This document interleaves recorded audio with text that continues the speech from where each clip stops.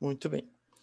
Então tá, se ninguém quiser falar nada, eu vou trazer primeiro assim, só um apanhado geral para a gente esquentar um pouco o debate. A minha ideia não é aqui ficar falando horas, porque eu já falei bastante nos vídeos, né?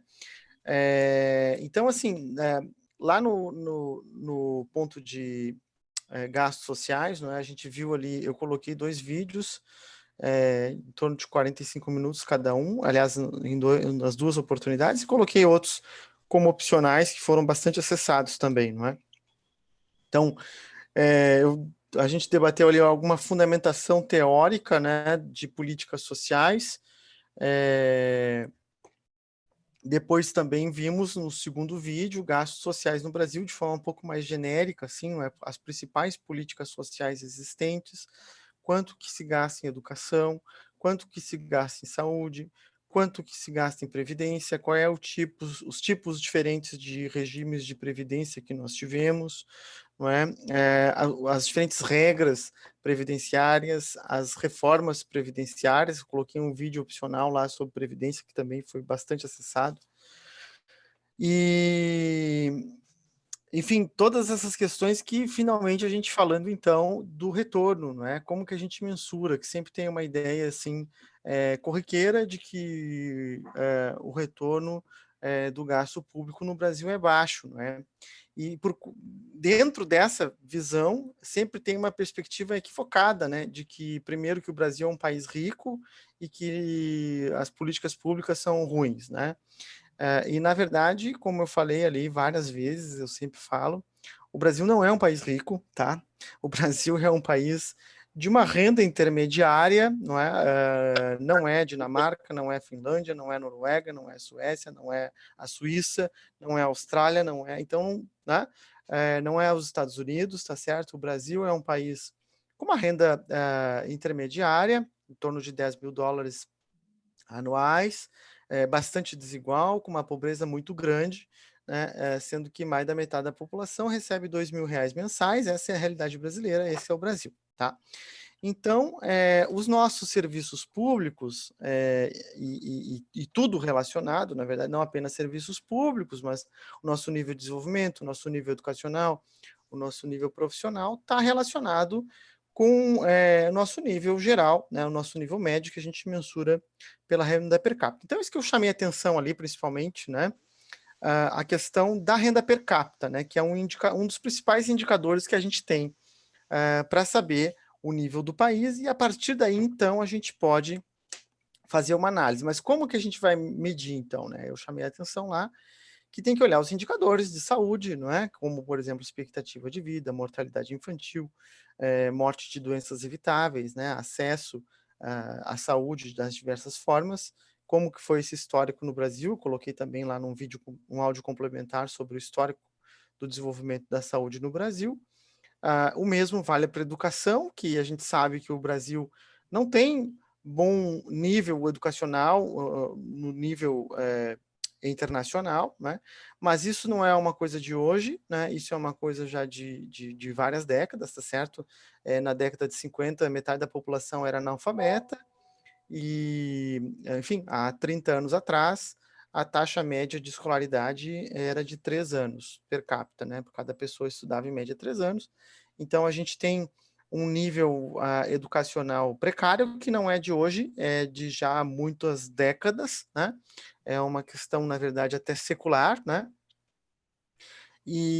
Bom, então a gente tem que comparar o Brasil com ele mesmo, né? E quando a gente compara o Brasil com ele mesmo, a gente observa que houve sim um avanço, né, tanto em termos de analfabetismo, escolaridade média, e mesmo em alguns indicadores que mede a qualidade do ensino. Quando a gente olha o Brasil com ele mesmo, ele melhorou muito, embora internacionalmente a gente esteja ainda mal colocado, tá? E a gente viu também ali a questão da estrutura burocrática, né? Quem são os servidores públicos, onde eles atuam, quanto eles ganham, não é? Que também tem muito mito com relação a isso. Em torno de mais da metade dos servidores públicos, na verdade, ganham menos do que R$ 4.000, né, mensais. E a síntese de tudo isso a gente viu no principal indicador sintético, que é o IDH, né, que acaba mensurando essas variáveis, tá certo? De educação, de saúde, ou seja, de retorno dos gastos públicos, e também indicadores de qualidade do gasto, né, de eficiência, que, contrário senso, né, tem bons resultados, dado que, na verdade, o recurso que entra, né, para esses serviços é relativamente baixo, e isso está relacionado com o nosso nível de renda per capita, que não é elevada, tá certo? Então, essa é a questão, né? Na verdade, mais concretamente, não se trata de que o Estado brasileiro recebe muito recurso e não entrega. Ele recebe pouco recurso e tem muitas responsabilidades. Essa é a realidade objetiva, né? Muito embora a carga tributária seja de 33%, como o PIB per capita é relativamente baixo, né? Se a gente vai comparar com aqueles países que as pessoas sempre comparam, né? Mas agora a gente teria que comparar com países semelhantes, né? E aí sim a gente vê que muitos indicadores estão razoáveis, embora na educação, não, ainda a gente possa melhorar, tá? Então, assim, essa foi a síntese aí, eu acho que muitas questões estão por trás, durante todo o curso, assim, houve sempre uma discussão com relação a isso, né? Aquela ideia sempre que estava de que o Brasil cobra muito imposto e não tem retorno, né? Mas quando a gente vê, na verdade, os indicadores, a gente vê que não é assim, né? Houve, na verdade, um grande avanço, tanto de saúde quanto de educação, que são as principais políticas públicas. A questão previdenciária também tem uma série de discussões que eu aprofundei num vídeo em separado, né, sobre o que é previdência, o que é assistência, né, que está tudo muito misturado, né, o que é previdência rural, o que é previdência urbana, o que é a previdência dos servidores públicos, como que isso tem avançado, quanto que representa, quanto que ganham também, tá? Bom, então essa discussão aí toda de gastos sociais, e aí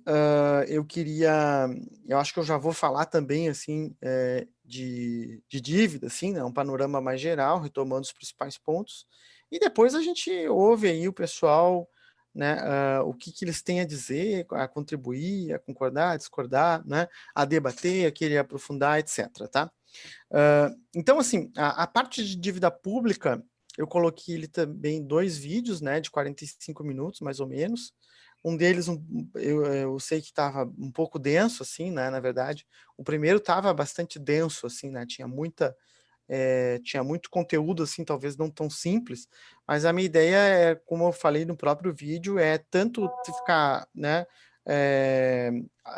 quer dizer, as ideias principais passam para quem não é tão, digamos assim, enturmado com aquele tema, e também para quem é um pouco mais afim de aprofundar, também tem a possibilidade, né? Então eu deixei um vídeo assim ambíguo, né? Que é tanto profundo quanto as ideias gerais que a gente precisa captar ali, né? Para um público mais amplo, tá? Então, o que a gente viu ali, né? O histórico da dívida brasileira, tá? Que é uma discussão aí que ficou um pouco candente ali no fórum, né? Tem coisas que eu não falei ali, por exemplo, né? Quando foram os momentos na história brasileira, eu falei no histórico da dívida de 80 para cá, tá? E aí tá lá no vídeo, lá destacado o que aconteceu com a dívida, né? Mas quando foi que o Brasil acumulou dívida, principalmente, né? Foi sobretudo na década de 70, tá? Que é um período ali que eu não falei, tá? Não apenas na década de 70, mas os períodos, quer dizer, a história da dívida pública é longa, é claro, né?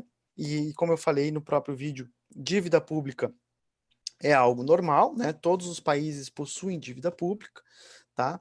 Então, dívida em si não é um mal, não é? A gente tem que olhar com mais profundidade para saber o que está acontecendo ali com relação à dívida, se ela é interna, se ela é externa, se ela é de um prazo mais longo, se ela é de um prazo mais curto, se ela está atrelada a indicadores domésticos, se ela está atrelada a indicadores internacionais, isso vai dar a qualidade da dívida pública, né? Então, assim, alguém perguntou ali lá no fórum com relação à origem, né? A dívida pública, é claro, ela é originária desde que o Brasil é Brasil, mas isso é normal em todos os países. Friso mais uma vez. Os momentos em que o Brasil se endividou foram os momentos em que houve mais investimentos públicos, na verdade, tá? Que foi, sobretudo, um pouco ali no plano de metas, que foi no governo JK, Juscelino Kubitschek, 50 anos em 5, né, que foi principalmente para investimento em energia elétrica, infraestrutura, transportes, tá? Ali houve um acúmulo de dívida, e depois, na década de 70, também teve um crescimento muito grande da dívida, são temas que eu não tratei ali no vídeo, né, mas que perguntaram. Na década de 70, que foi o milagre econômico brasileiro, né, de 68 a 73, e principalmente depois no chamado segundo plano de desenvolvimento, que foi de 74 a 79, tá? Que houve, na verdade, a consolidação de diversas estatais, né? Ampliação, financiamento subsidiado, tá certo? Hidrelétricas, né? Itaipu e tal, o projeto Carajás, né? Então, a origem da nossa dívida é basicamente esse aí, tá? Muito foram estatais, a CSN, Companhia Siderúrgica Nacional, a Petrobras, aí pensa, não, mas onde que foi parar? São essas empresas, são as estatais, são a infraestrutura, as rodovias, portos, aeroportos, tudo isso foi construído com dívida pública, tá? Então, sem isso, não teríamos mais atrasados, tá? Aí eu falei ali no vídeo, né, da década de 80, que teve uma série de problemas, que é um caminhão de coisas, que eu não vou detalhar aqui, tá? Mas ali tiveram problemas que foram problemas nacionais e internacionais, na verdade, o contexto externo mudou muito e houve uma elevação da taxa de juros do mundo afora. Isso impactou muito a dívida externa brasileira, e aí teve digamos assim, então a gente entrou numa espiral de reprodução da dívida pela dívida, né? Aí sim, tá certo? A dívida começou a se reproduzir, né, em bola de neve, e na década de 80 ele se tornou um problema sério, tá? E depois, na década de 90, que tem uma mudança também, em que há um crescimento da nossa dívida, embora com perfil melhor, denominada em moeda nacional, tá?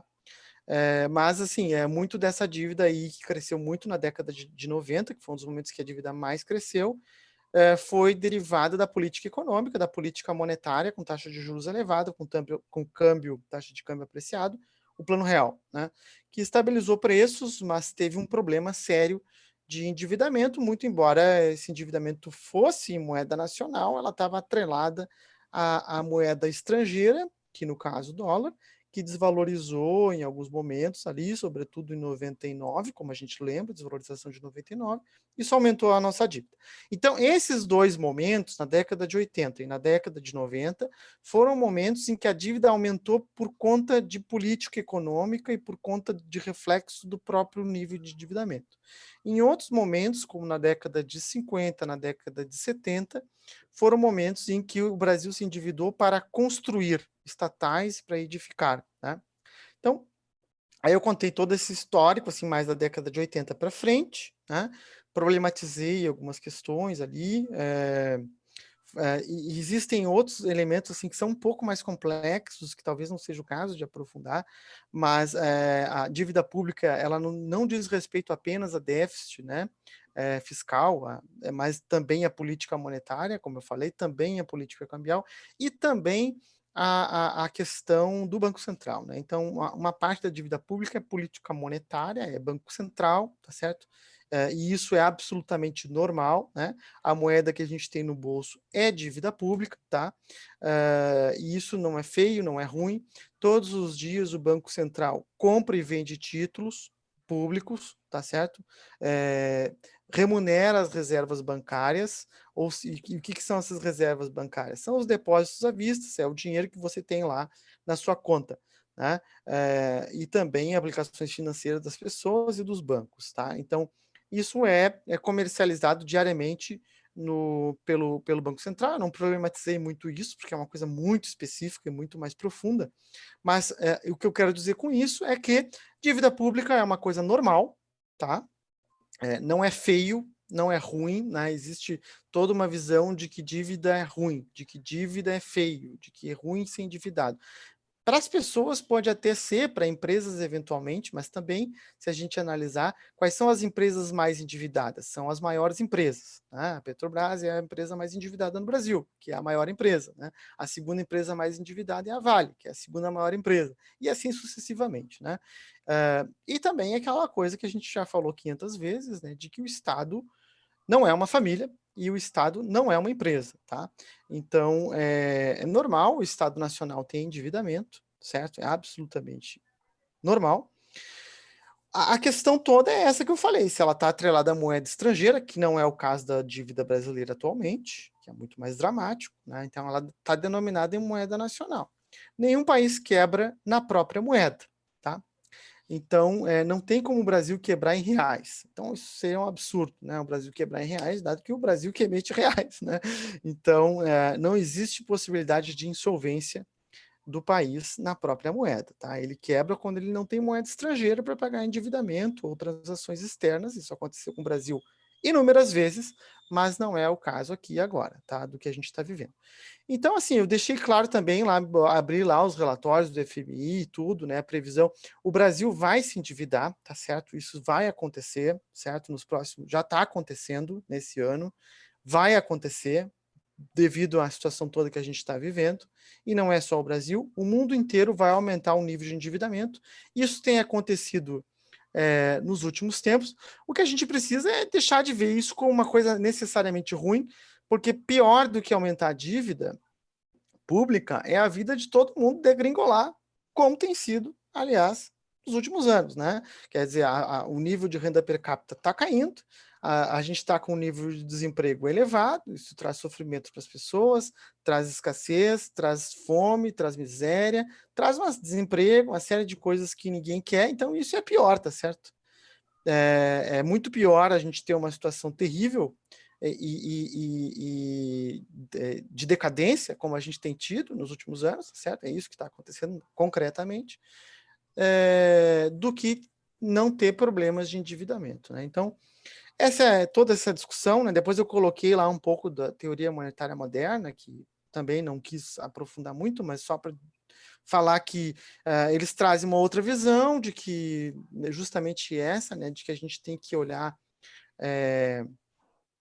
com mais assim atenção à questão da dívida, não com essa visão moralista, né, de que dívida é ruim, mas tem que olhar com mais cuidado qual é o tipo de endividamento que o país tem. No caso do Brasil, é um endividamento que bem melhor do que já teve em toda a sua história, que é a dívida que a gente tem atualmente, né? E além de outras questões que eles trazem lá, né, de que o Estado pode sim ter déficit, né, que é normal, que o Estado sequer precisa de tributos para gastar, né, que é uma visão bastante radical e tudo, que está mais no plano das ideias, etc. Né? Enfim, já falei muito aí, a ideia era trazer questões aí para vocês se lembrarem aí de discussões outras, né, só para fechar aqui, problematizando a dívida, né, o que influencia a dívida pública, né? Se ela está, o nível de taxa de juros, tá? A taxa de crescimento econômico, se o país emite ou não moeda para financiar o seu déficit, tá? E se essa dívida ela está num prazo mais longo ou está no prazo mais curto, que está denominada em moeda nacional ou moeda estrangeira. No caso do Brasil, atualmente a moeda basicamente moeda nacional, a taxa de juros está em queda, a taxa de crescimento está em queda, o que é ruim. O Brasil não emite moeda para financiar o déficit. E eu falei também ali rapidamente sobre a questão dos estados, né, que a situação já é bem diferente, os estados não têm banco central, os estados não podem emitir títulos, os estados têm mais limitações, é um pouco mais dramático, tá? Eu posso falar um pouco mais, deixa eu ver aqui se eu acho a resposta, né? Que tem de positivo e bonito no endividamento público. Mas não é assim, não que seja bonito, né? Não que seja uma coisa bonita, mas a questão não é tão feio quanto pintam, né? Porque, na verdade, essa visão de que dívida pública é feia, no fundo, é uma visão, né, que, como toda visão, é uma visão ideológica, tá certo? De que o Estado não pode gastar, né? De que o Estado tem que cortar gastos, tá? E, portanto, para que reduza o nível de endividamento. Então, essa é a questão central, na verdade, né? A demonização da dívida pública, ela é uma visão, já te passo a palavra, é uma visão ideológica, né? Que tem por trás a visão de que o Estado tem que cortar gastos, né? Isso é uma coisa. E a outra coisa é o seguinte, olha, o gasto público, como já foi dito em outras oportunidades, ele tem multiplicadores da renda, ele traz efeitos positivos, não que seja sempre, mas quase sempre. em grande medida, né? Então, se o Estado coloca R$100 na economia, isso se torna emprego, renda, consumo, né? Se dinamiza, a economia gira, gera, né, eventualmente, não necessariamente sempre, mas depende de como que o Estado gasta. O Estado é grande e gasta de diversas formas. E, geralmente, os governos têm déficit, né? Ou seja, eles acumulam dívida, tá certo? Isso é normal. Isso acontece em todos os níveis. Se esse acúmulo de dívida é feito para construir um hospital, para construir uma estrada, para gerar emprego, para dinamizar a economia, para salvar a vida das pessoas da Covid, etc., etc., né? Não que seja bom se endividar, mas é muito pior não se endividar, entende? Esse é o ponto, né? Se, por exemplo, tudo que o Brasil tem, todas as estatais que são várias, todas as estradas que são várias, todos os portos, tudo isso foi construído com dívida pública. Então, o que é melhor? Né? Não ter energia elétrica? Não ter saneamento? Não ter infraestrutura? Não ter rodovias? Enfim, várias coisas que o Estado faz, que é super invisibilizado, né? Subsídio à produção de alimentos, né? Subsídio à produção física, subsídio às empresas brasileiras que existem, não apenas estatais, mas as grandes empresas privadas, que geram emprego, que geram renda, que geram riqueza. Tudo isso é financiado em grande medida com dívida também. Tá? Então, é isso. Essa é a questão. Obrigado, Rosa. Eu acho que também complementando aí, voltando à discussão rapidamente, né, é que, para além dessa questão conjuntural, entende, que a Rosa tratou muito bem, que eu até queria falar mais umas coisas também, tem a questão histórica, né, que é que eu falei também, tipo, a energia elétrica aí que está todo mundo utilizando agora, ela existe no Brasil, ela foi financiada com endividamento, né? As linhas de transmissão, a todas as grandes hidrelétricas, né? Tudo isso foi dívida pública, tá certo? Mas assim, para a questão conjuntural, porque assim, a questão da dívida pública ela vai crescer, ela vai se tornar um debate grande nos próximos anos, porque a dívida vai aumentar, né? E vai aumentar muito rápido. O Brasil vai se endividar rapidamente agora nos próximos períodos, tá? Isso vai acontecer. Então essa discussão vai aumentar, né? Aí a discussão, o que fazer diante de uma situação que nós temos atualmente, entende? Em que a receita pública está caindo, né? Se o Estado quiser manter o equilíbrio fiscal, ele vai ter que cortar gastos públicos e vender tudo, né? Ou seja, ele vai tirar dinheiro da economia, né? Isso vai aprofundar a crise, né? Então, qual é a alternativa? A alternativa é endividamento, né? Ou tributar os ricos, ou fazer tributação progressiva. Pode tributar também. Ó. Eu sou a favor, tudo, mas assim, pro tamanho do problema que nós temos agora, vai ser insuficiente, né? A gente está numa crise grave, né? Profunda, que não vai terminar agora.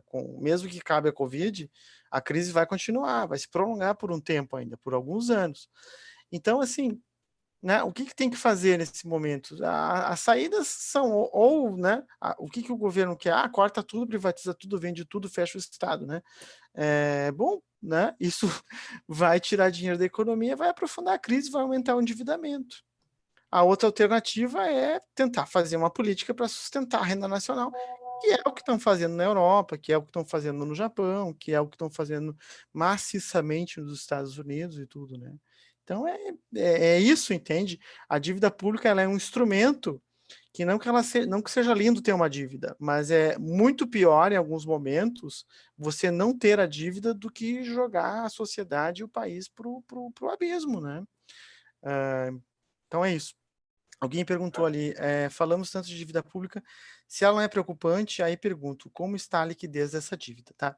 A dívida pública no Brasil atualmente não é preocupante, já foi no passado, pode se tornar a ser também novamente, tá? Não quer dizer que não vai ser nunca mais preocupante. No momento atual, ela não é preocupante, embora seja crescente, tá?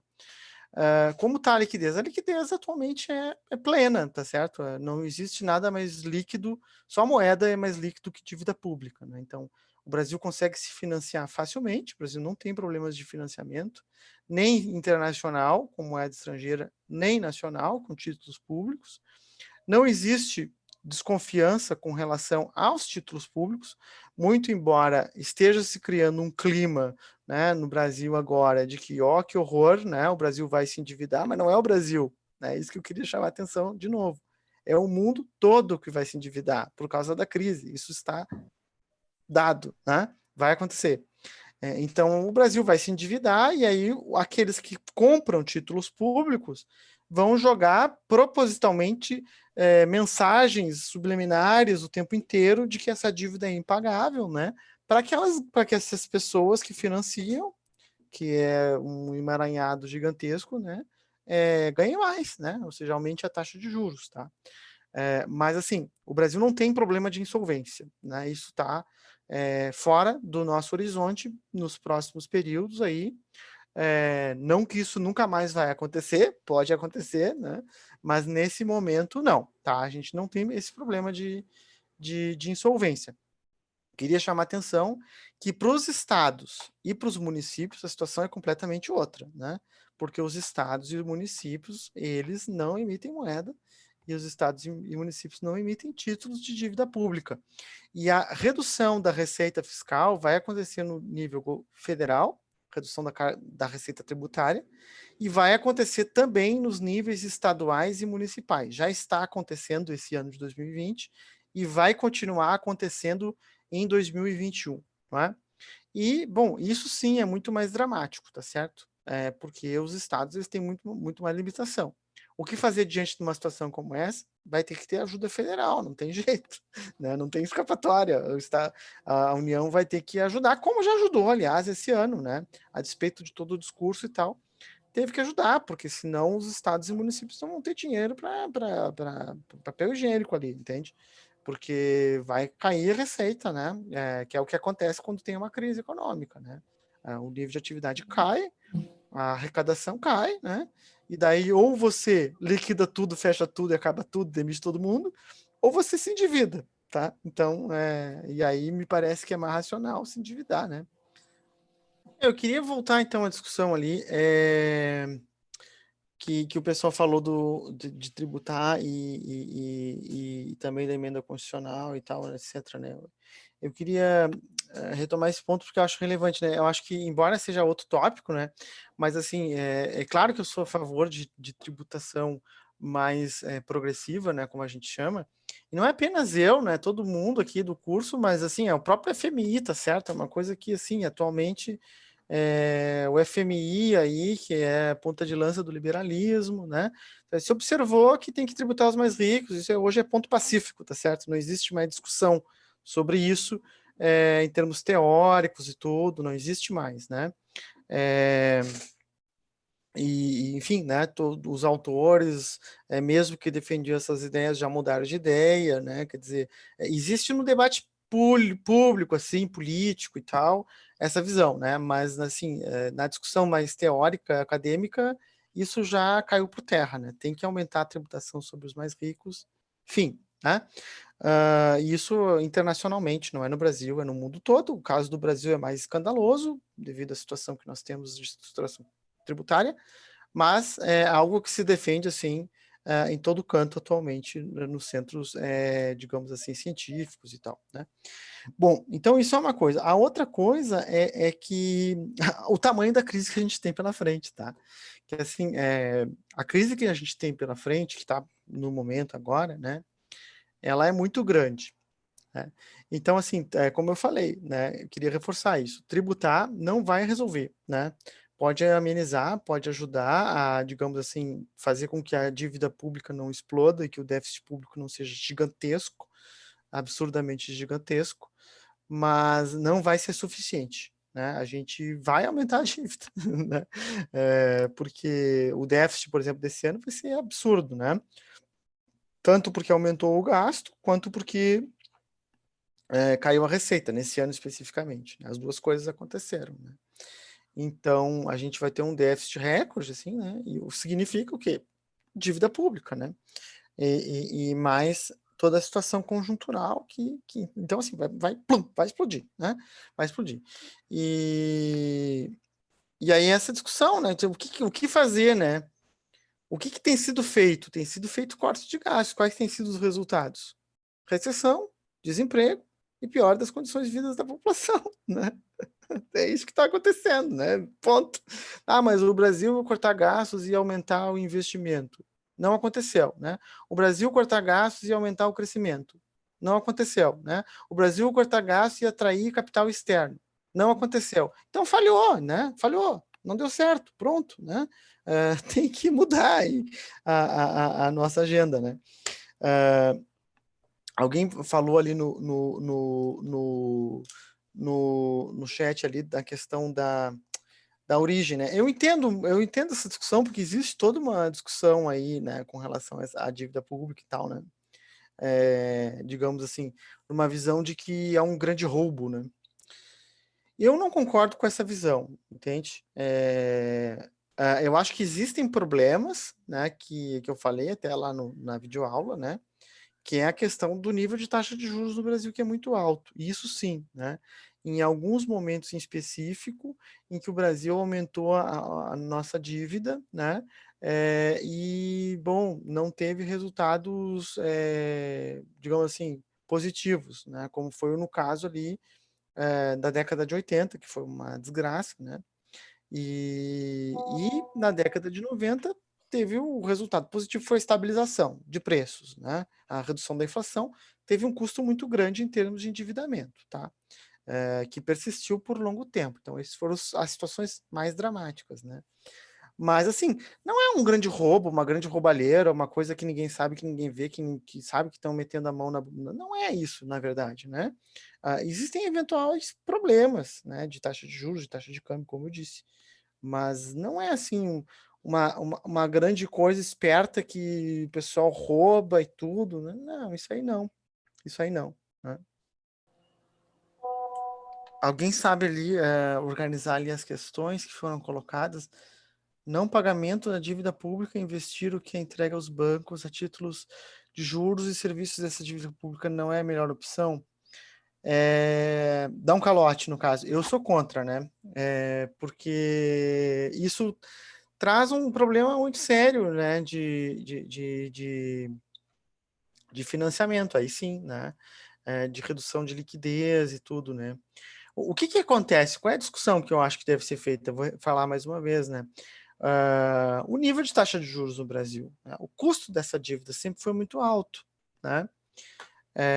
Só que aí que tá, parte dessa dívida pública, ela tá assim na pessoa que ganha R$ 100 ali e deixa, sei lá, R$ 1.000 de salário e durante o mês esse dinheiro fica na conta corrente, né? Parte desse dinheiro vai para a dívida pública, entende? Então, mesmo a pessoa mais pobre ali, ou uma classe média extremamente remediada, que está pensando assim, sei lá, vou deixar ali 10 mil se eu precisar de uma urgência e tal, etc., né? Para onde vai esse dinheiro? Parte vai para a dívida pública, né? Então, não pagar significa dar um calote no país todo, né? Em todo mundo, nas empresas, nas pessoas, nas famílias, né? Não apenas nos ricaços, mas na classe média e tudo, né? E não tem, digamos assim, isso traria vários problemas, né? De elevação da taxa de juros, de desconfiança generalizada, de falta de liquidez do endividamento, de descrença, de fuga de capitais, enfim, né? Seria muito dramático, tá certo? Não, realmente, eu acho, assim, desaconselhável total, assim, né? Total, 100%. Seria muito dramático. O que a gente pode fazer, então? A gente pode tributar os títulos da dívida pública, né? Por exemplo, isso pode, tá? Colocar o imposto de renda lá sobre a rentabilidade da taxa de juros da dívida pública, né? Que agora, no presente momento, não é tão alto assim, mas o Brasil, historicamente, teve um custo de dívida absurdo, né? E isso foi, né, já faz tempo. Então, existem outras alternativas que eu acho muito melhores, né, do ponto de vista de justiça fiscal e de evitar problemas macroeconômicos muito graves, né? Que é muito mais grave, né? É muito mais grave o país dar um calote do que o país emitir moeda para pagar suas contas, para pagar o salário dos servidores, entende? É muito mais grave. Isso aconteceu, por exemplo, na Argentina, em 2001, né? Que foi uma situação extrema em que faltou moeda estrangeira, o país estava endividado em moeda estrangeira, deu um calote, né? O que aconteceu? Saiu capitais em massa do país, o que significa o quê? Desvaloriza a moeda nacional. Quando desvaloriza a moeda nacional, os preços dos produtos importados aumentam. O que é importado? Bom, basicamente, no caso do Brasil, muita coisa, né? Trigo, né? O pão ia ficar mais caro, né? A soja ia ficar mais cara, tudo ia subir de preço, tá? Quando desvaloriza a moeda. Ia cair o nível de investimento, significa que o investimento é uma das principais variáveis de dinâmica econômica. Isso significa o quê? Né? Que ia ter menos dinheiro circulando, menos emprego gerando, ia ter desemprego, ia ter inflação, ia problema de elevação da taxa de juros, né? E problema de financiamento para o Estado Nacional por décadas, tá? Então, assim, é caos, né? É caos, tá certo? É caos. Não, assim, existem situações que foi ruim, né? Outro exemplo ali, por exemplo, a situação da Vale, né? Que a Vale foi vendida, né? Por um preço baixo, assim, assumidamente, né? Notadamente, por um preço baixo. Que, aliás, a Vale, né? A Vale do Rio Doce aí, ela foi uma empresa que foi construída com dívida pública, né? E ela é uma das maiores empresas brasileiras aí. E ela foi vendida por um preço baixo, né? E com crédito subsidiado, né? Pelo BNDES e tal, né? E aí, bom, esse tipo de coisa acontece? Sim, acontece, né? Nesse caso da Oi aí, também uma empresa que comprou, né? Estatais e tal, etc, né? Isso acontece no nível privado, é claro, né?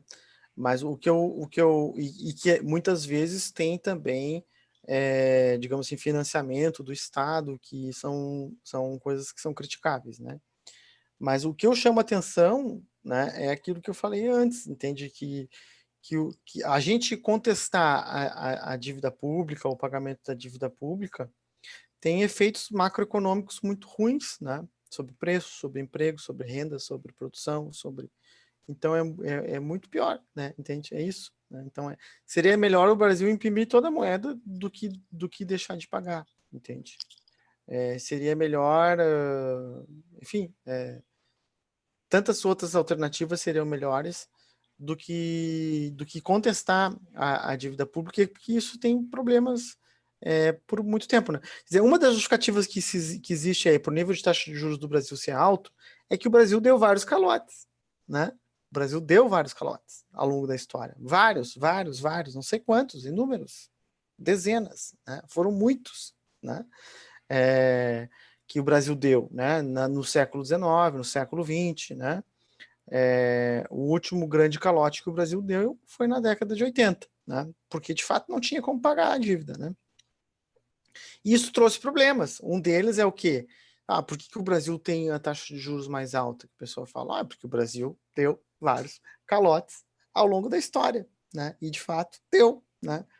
Embora o último seja muito antigo, né? Já da década de 80, mas deu, né? Então isso aí a gente fica com um carimbo assim, né? De caloteiro, né? E daí isso acaba custando mais para as gerações futuras, digamos assim, né? Não, no caso aí é outra discussão, né? Que nem agora, tipo, sei lá, a Petrobras está sendo privatizada, né? Aos poucos, né? Lentamente está sendo privatizada, né? Bom, né? Aí, por preços que a gente pode questionar, etc., né? Por questões que a gente pode, inclusive, de soberania nacional, que a gente pode questionar, mas aí é outra discussão, na verdade, né? Porque a origem, por exemplo, da Petrobras é qual? Dívida pública. Né? A Petrobras foi feita com dívida pública. Muito embora seja uma empresa lucrativa e tal, etc., grande, gigante, a origem dela é dívida pública. Né?